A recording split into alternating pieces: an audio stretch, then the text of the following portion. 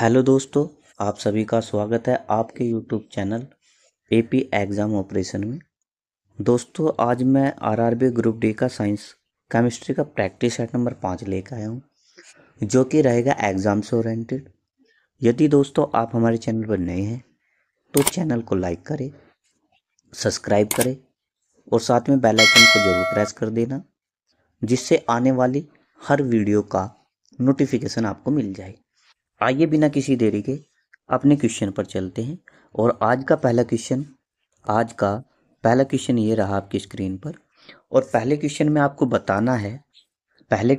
बताना है निम्नलिखित में से कौन सा तत्व एक्टिनाइड है। निम्नलिखित में से कौन सा तत्व एक्टिनाइड है। ये कह रहा है कि पहला ऑप्शन है क्यूरियम, ल्यूटियम, एरीबियम, यटेरबियम। तो हमारा जो राइट आंसर हो जाएगा वो हो जाएगा curium, option number A. Option number A क्या हो जाएगा, बिल्कुल सही आंसर हो जाएगा। नेक्स्ट क्वेश्चन है हमारा क्वेश्चन नंबर 2। और क्वेश्चन नंबर 2 में आपको बताना है मेंडलीव अपनी आवर्त सारणी में डैश डैश को सही स्थिति प्रदान नहीं कर सका।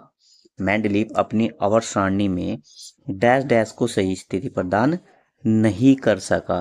तो किस स्थिति को प्रदान नहीं कर सका? पहला नाइट्रोजन, कार्बन, ऑक्सीजन, हाइड्रोजन। तो हमारा जो राइट आंसर हो जाएगा वो हो जाएगा हाइड्रोजन। हाइड्रोजन क्या हो जाएगा, बिल्कुल सही आंसर हो जाएगा। नेक्स्ट क्वेश्चन पर चलते हैं। और नेक्स्ट क्वेश्चन हमारा क्वेश्चन नंबर 3। और क्वेश्चन नंबर 3 ये रहा आपकी स्क्रीन पर। और क्वेश्चन नंबर 3 में आपको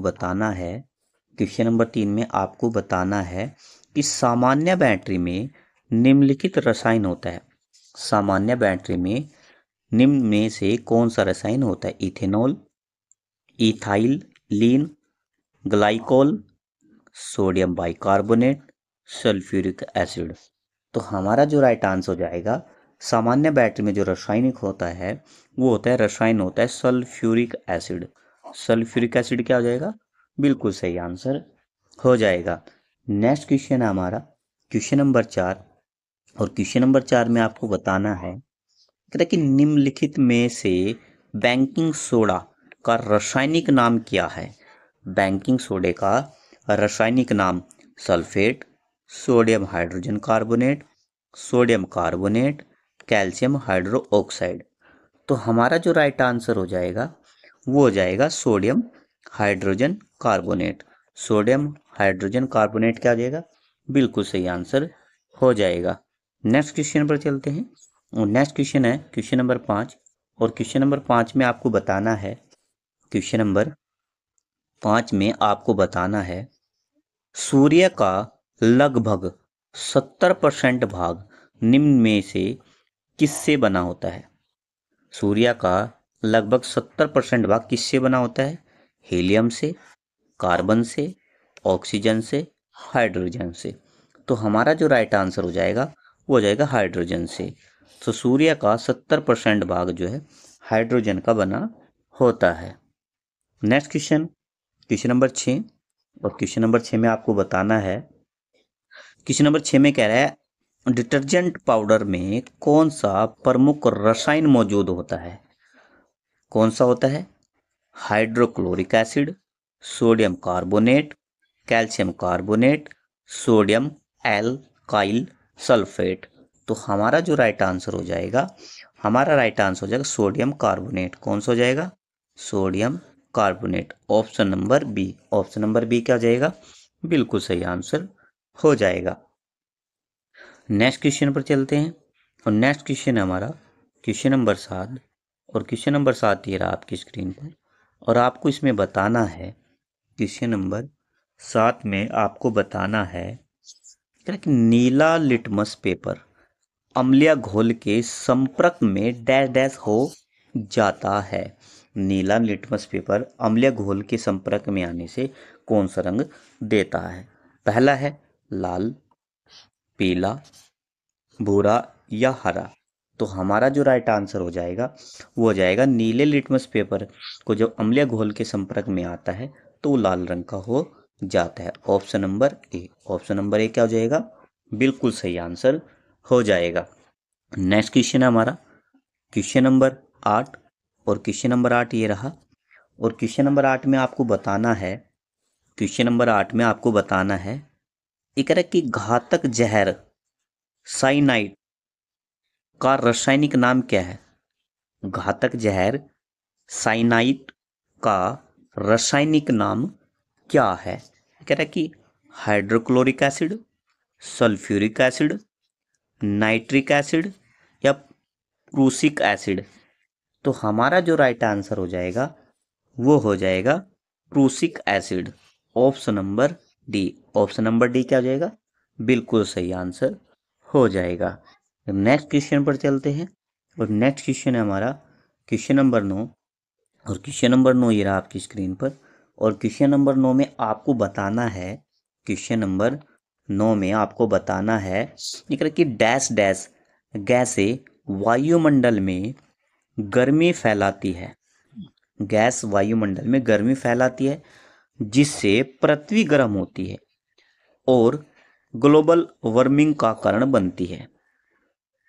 कह रहा है कि पहला है मौलिक, यौगिक, नोबेल एंड ग्रीन हाउस। तो हमारा जो राइट आंसर हो जाएगा वो हो जाएगा ग्रीन हाउस।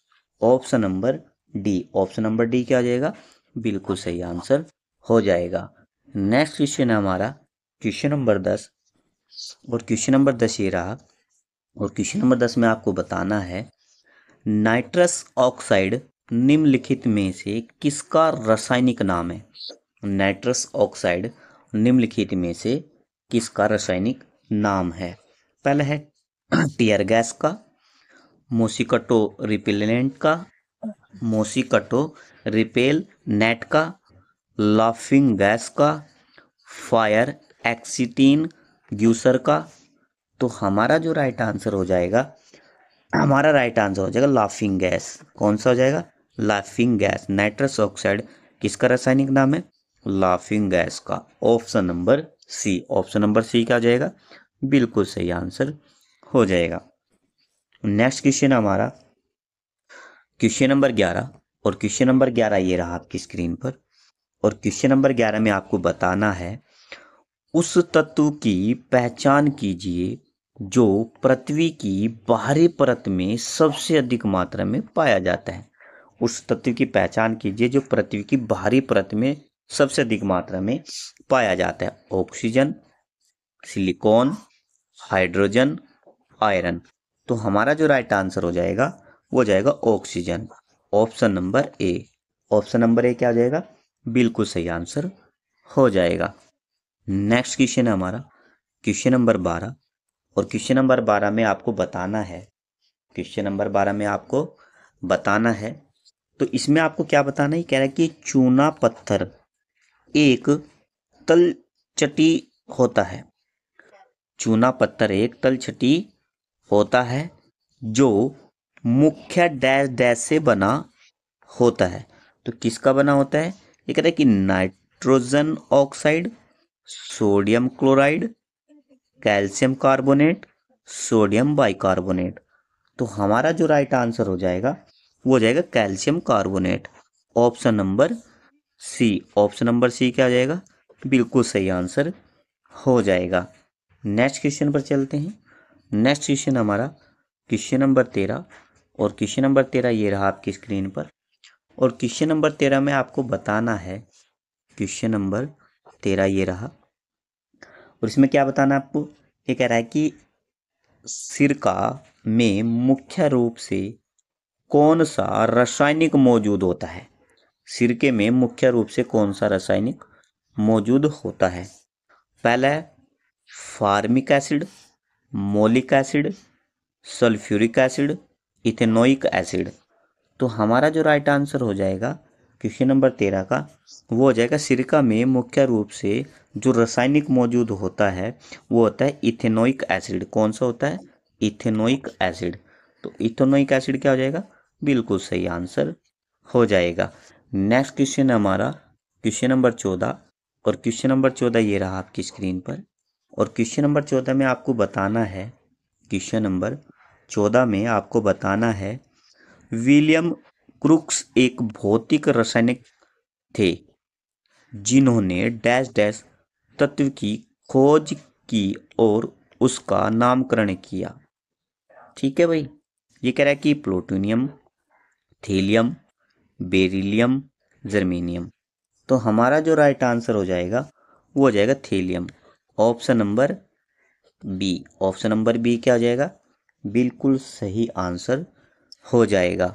नेक्स्ट क्वेश्चन पर चलते हैं। और नेक्स्ट क्वेश्चन है हमारा क्वेश्चन नंबर 15। और क्वेश्चन नंबर 15 ये रहा आपकी स्क्रीन पर।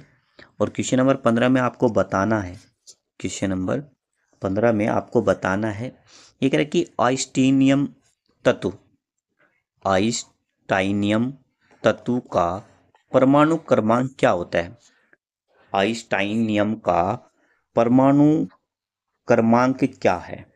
पहला है, पहला है 101, 99, 98, 100। तो हमारा जो राइट आंसर हो जाएगा वो हो जाएगा 99, 99, option number B. Option number B क्या हो जाएगा, बिल्कुल सही आंसर हो जाएगा। नेक्स्ट क्वेश्चन पर चलते हैं। और नेक्स्ट क्वेश्चन है हमारा क्वेश्चन नंबर 16। और क्वेश्चन नंबर 16 में आपको बताना है, ये कह रहा है कि आर्सेनिक का रासायनिक प्रतीक क्या है।